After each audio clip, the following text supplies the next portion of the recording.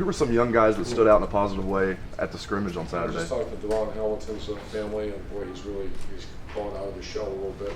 These guys are doing pretty good. Sam Hubbard's really doing good. Jalen Holmes is coming on. The D-line's the area of most concern in our program. I think that shifted a little bit to the O-line now. Very concerned. Michael Jordan's a guy that I think he might, offensive linemen usually don't get a chance, and I'm putting the cart way before the horse, which you asked me a question. Those are some guys that we're looking at. Austin Mack continues to earn time, and so is Mike Weber. So, just names off the top of my head. And Donovan Munger, I want to ask about him. I think he was a little health issue. Okay. Yeah. They're just making sure that he had the blood clot issue that they're just rechecking. Those are obviously serious stuff. But we don't know enough right now for me to go further. Second row, Lori.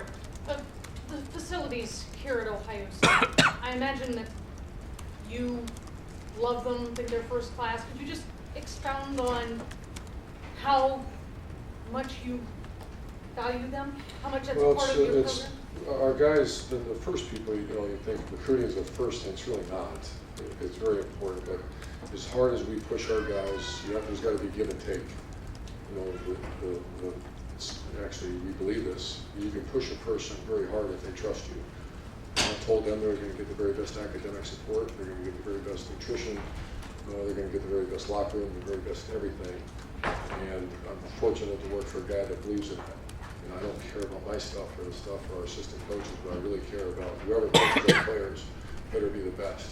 And that means equipment to safety of a player to, if you're a gold or a red, which means you've earned your right around here a little bit, you should be treated right. So that's number one. Number two is obviously recruiting. When you come in, this should be a wow place. And every year you see we had a little coat of paint here and there to make it nicer, the indoor with the TV now and those type of things. I like where we're at, but next year we have to keep pushing. The shoes specifically? What's that? The shoes specifically? And shoes? The shoe. Ohio State. Yeah, shoes is as fine a facility as there is, and I think, I wasn't here when they made the renovation, but obviously they did a wonderful job. Front row, Bill.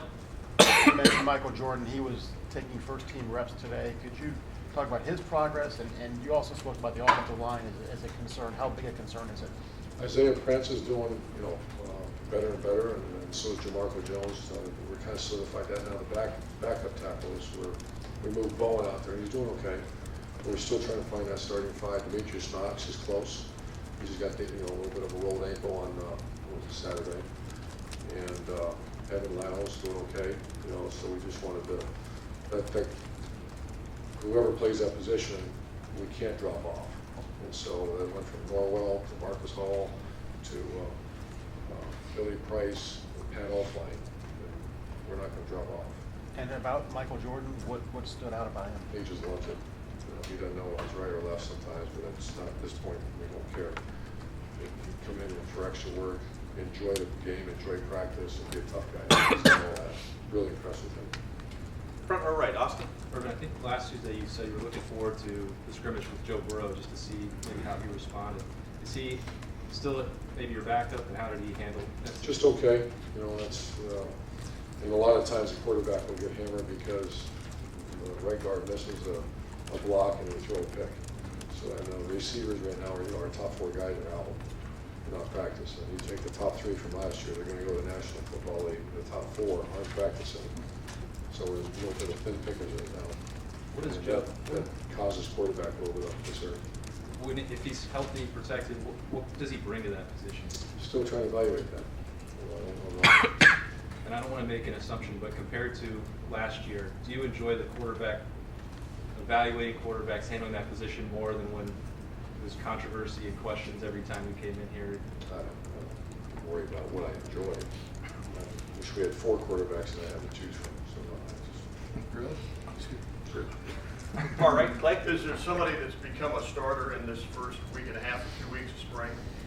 Isaiah Prince. I should say that. I think. Not yet. Not yet. And Saturday is your student. Yeah. And you like to include, right? Oh, I love it. Don't ever forget about the students. We've got the number one student body with 29,000 every year. And the minute you forget about thanking them, the minute people feel unappreciated. And boosters and former players get a lot of positive vibes, and that's really important. But we spend as much time with the students as I hope anybody in the country. Now we're going to have food formally and a lot of fun things. And we're not making them sit for 2.5 hours and watch a bad practice. They're going to come in for the last hour and we'll do some stuff after. You're running in the fastest, man. Yeah. Write that down. Second row left, Ari. Urban, speaking of having 4 quarterbacks to choose from, I was wondering, in this world where you have to be constantly aware of your scholarship numbers and the world of recruiting and stuff, it seems like you guys have always had an emphasis on having 4 scholarship quarterbacks on your roster at all times, when maybe to the surface, for a guy like me, it seems like, why can't they get away with 3 one year? Why is it that you guys have always strived to have 4 scholarship I guys? think everybody does. It's not us guys. It's college football. You know, everybody learned a big time lesson a couple years ago when Ohio State won a national title with the number 3 seed. And we all know who the number 4 was, right? Number 4 is Jalen Marshall. But you have 4 scholarship quarterbacks on your The one roster. running ready to go. So you need 4 in case there's plenty of stories across the country where all of a sudden the 4th guy, 3rd guy's not ready, and then the whole program falls apart. If you have to find room in a recruiting class or find room on how to like fit somebody in, would you ever consider going with 3, or would you always have 4? It's too hard to, there's circumstances that show up. We'd like to have 4. But I can't, the minute I say this, I must have looked back 6 years ago, we only had 3. I don't, we'd like to have 4. Second row left, Doug. Urban, you talked about the receivers that you're missing right now, but just when you look at the receivers who are out there, do you feel like, wow, there's just a lot of potential out here? Or do you look and say, man, there's a lot of questions out here and I don't know how this is going to work out? Well, a lot of potential, you know, after, you know, you've been here 6 months, if you're tagged with the term you have a lot of potential, it's really a bad thing. It means you're not very good, but you should be. And I do see that. And so we have some guys with potential, which is that's not a positive. It means we have guys that have gifts, but we're not using them. Either we're not coaching them properly or they're not executing properly. So potential is really, it's kind of a neat word for the first 3 or 4 months. Then after 6 months, if you hear, boy, that guy's got potential, it's another way of saying he's not very good or he doesn't care. And that's not a good word to have.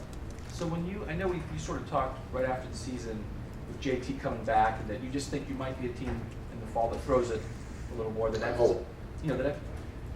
I mean, I know it's early, but like, do you think you'll be able to do it? You'll have the guys No, when the we are. guys get We're gonna have healthy, to. and We're going to have to. We're going to have to. And, you know, it was a long, hard conversation today that has to happen. And after practice, whatever it was that 6 today? Practice 6, yeah, it's not happened yet. Front row left, Mitch. Last 2 questions, folks. You talked about Mike Weber briefly. Can you talk about him more specifically and the other guys you're running at running? Briante Dunn is, and Mike, you're neck and neck. Briante Dunn is not, I'm so impressed with him. We all know a couple years ago, there wasn't a whole lot of conversation about him. And just to see his family coming out of practice like they did on Saturday, bright-eyed because they know he's doing right in the classroom, doing right really everywhere. And but Mike Weber's, he's an extremely talented guy and a really good hard practice player. So I'm very pleased with those 2. And the young guy has earned some respect around the group. He might be the first guy to get that strike off out of that whole group because he's a tough nut. Who's that? Antonio Williams. And last questions, Tim.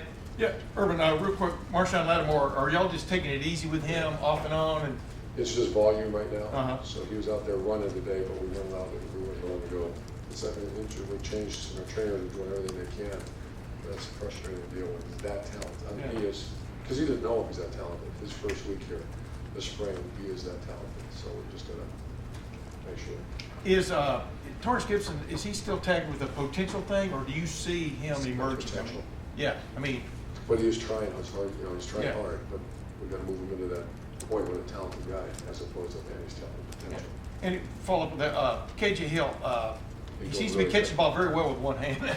We'll get the second one back though. I know, but do you see, yeah, exactly.